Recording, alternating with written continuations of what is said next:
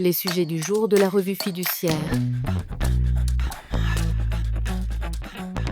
Premier sujet de notre JT. Nouvelle signalétique pour l'interdiction de fumer et les emplacements fumeurs.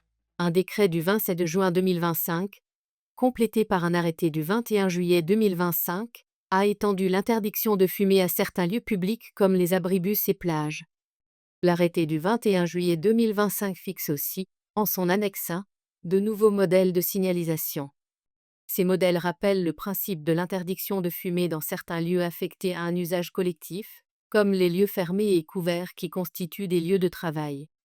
Ils sont, en principe, applicables depuis le 23 juillet 2025.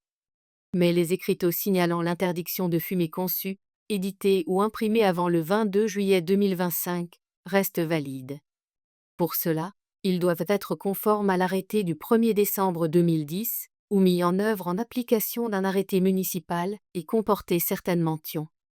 De son côté, l'annexe 2 de l'arrêté prévoit de nouveaux modèles de signalisation concernant les emplacements fumeurs.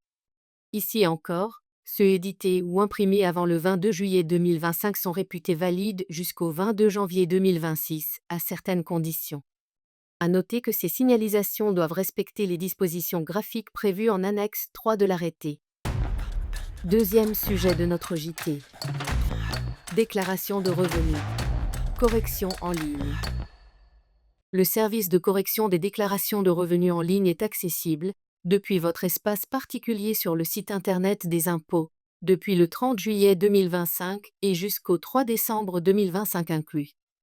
Vous pouvez utiliser ce service pour corriger un grand nombre d'informations, à l'exception des changements de situation de famille, d'adresse ou de la mise à jour de votre état civil. Précisons que l'administration pourra, au besoin, réclamer des précisions, voire refuser la correction demandée. Troisième sujet de notre JT. Le dirigeant peut-il voir sa responsabilité engagée par un ancien associé ? En principe, lorsqu'une société subit un préjudice, il appartient à son représentant légal d'agir en justice pour obtenir réparation.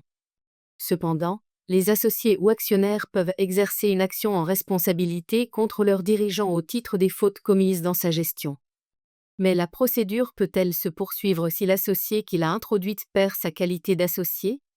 Selon les juges, la qualité d'associé nécessaire pour agir en responsabilité contre un dirigeant au nom de la société s'apprécie au moment de l'introduction de l'instance. Par conséquent, la perte ultérieure de cette qualité n'a pas d'incidence sur la poursuite de l'action par celui qui l'a initiée. Cette décision, qui concernait une SA, est, selon nous, transposable aux autres formes de sociétés commerciales, comme une SARL ou une SAS, ainsi qu'aux sociétés civiles. En effet, la Cour de cassation a déjà jugé que le retrait en cours d'instance d'un ou de plusieurs associés, qu'ils aient perdu cette qualité ou qu'ils se soient volontairement désistés, est sans effet sur la poursuite de la procédure. Mais attention, l'action engagée par un actionnaire après la cession de la totalité de ses titres est irrecevable.